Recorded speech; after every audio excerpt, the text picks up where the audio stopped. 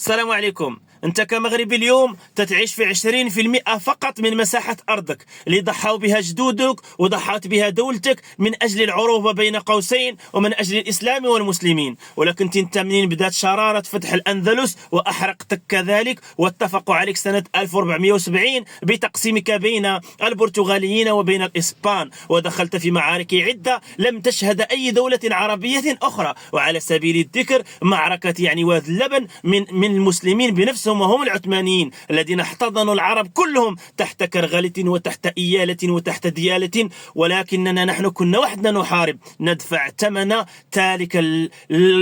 ذلك الجنة المفقودة أو ذلك الفردوس المفقود. لكن المغاربة رجع عليهم الفردوس بجهنم وبنار أحرقت كل المغاربة، حيث استشهد سلاطين المملكة المغربية. إلا ما كنت تعلم كمغربي أن ملك المغرب سنة 1578 استشهد في معركة متأثرة المرض دياله. وإن كنت أنت كمغربي لقد عملوا لك فتنة أن ملكا من ملوك المغاربة الذي حكم المغرب منذ 1574 حتى 1576 وهو محمد المتوكل، حيث عملوا فتنة بين الأعمام وابن عبد الله الغالب، حيث قتلوا واستشهدوا وجعلوا بيننا معركة من أكبر المعارك التي مرت على وجه التاريخ في تلك الحقبة. وإن أتينا إلى 1844 وتعدينا بزاف ديال المعارك، فكانت مساحة الأرض ديال المغرب أكبر من اليوم، فدخلنا في معركة من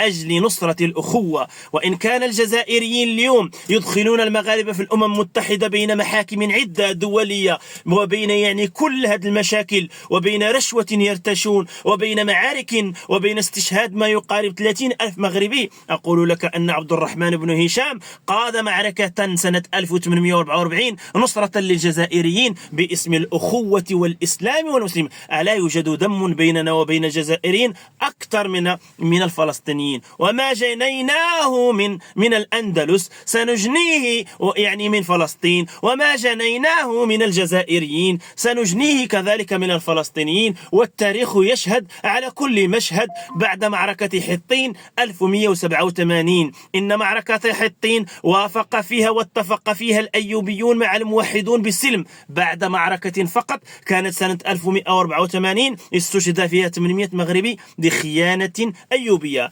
وبعد سقوط فلسطين في يد من؟ في يد الملك البريطاني فريدر الثالث، حيث العادل بن كامل وافق على إعطائه فلسطين ضد في الإخوة ديالو. ماذا جرى للمملكة الموحدية المغربية؟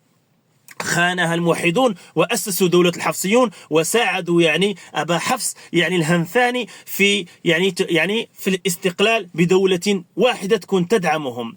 ولكننا نحن جنينا مرة أخرى كل هذا في ضرب الوحدة الترابية المغربية بكل الخيانات الحمدانية الزيانية للمارينيين، حيث سقطت سبتة وسقطت مليليا، وكانت خيانة أخرى من أبناء العم الأمازيغ الزناتيين. ونعم، لقد دفعنا ثمن الخيانات، وها نحن اليوم بأبنائنا المغاربة في 2025 لم يأخذوا العبرة من الماضي ولا يدرسون تاريخ بلدهم، بل نحن من وافق على الصحراء الشرقية أن يتأخر الملف ديالها من أجل تأسيس دولة اسمها الجزائر. فها نحن دفعنا الثمن، فأسسوا فوق الصحراء الشرقية جبهة اسمها البوليزاريو لتقصف المغاربة ولتدخل في حروب مع المغاربة، حيث وافق عليها وساعد عليها وأسسها وأعطاها السلاح العرب كذلك من السوريين والليبيين والمصريين والفلسطينيين بحد ذاتهم كانوا معهم في التدريب، حيث قتلوا ما يقارب 30 ألف مغربي استشهدوا.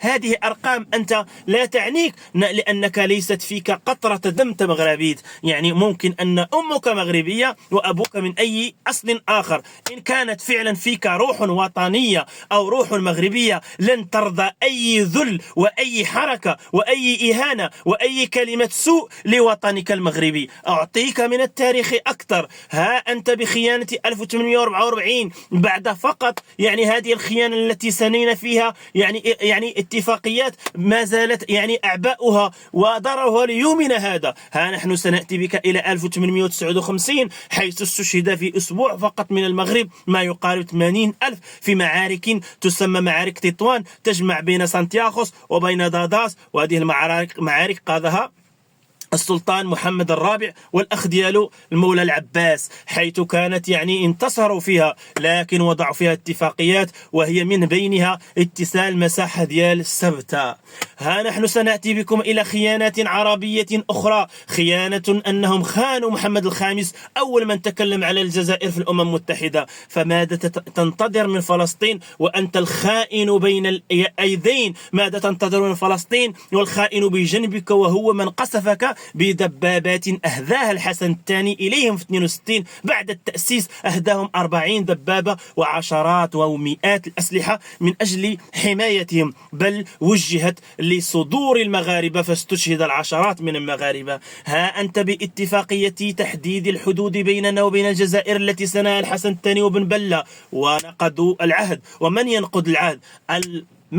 اليهود وهم من سلالتهم. فلا تأتي اليوم وتقول للمغاربة أي لقب من الألقاب. ها أنت بخيانة أخرى للحسن الثاني الذي يعني استضافهم والذي يعني وافق من أجل فلسطين وترك يعني بلد شنقيط تخرج من المساحة ومن خريطة المغرب، حيث من بعد خانت شنقيط براسها وأصبحت تطالب ب يعني الساقية الحمراء. ماذا نقول بعدما انتهى القول؟ الخيانات كثيرة ولن نسميهم عدو، بل العدو هو ذلك المغربي الذي يتواجد داخل المملكة المغربية ويرفع شعارات ضد الملك وضد الشعب، وهو الذي يجب أن نحاربه ونعتقل ونضعه في السجون كما وضعنا المعتمد بن عباد وعبد الله بن بلكين في خيانتهم للمسلمين، في كذلك ملوك الطوائف، حيث ذهبنا بالمرابطون والموحدون ذاعمين للإسلام والمسلمين من أجل تلك الكلمة ألا أشهد أن لا إله إلا الله وأشهد أن محمد رسول الله. لكن الله سبحانه وتعالى أمرنا بوطننا وكلكم راع وكل راع مسؤول على رعيته، ومن فات يعني الحد وضع يعني حدا لذاته. أنهلك يا رسول الله وفينا الصالحون؟ نهلك وفينا الصالحون. والسلام عليكم ورحمة الله.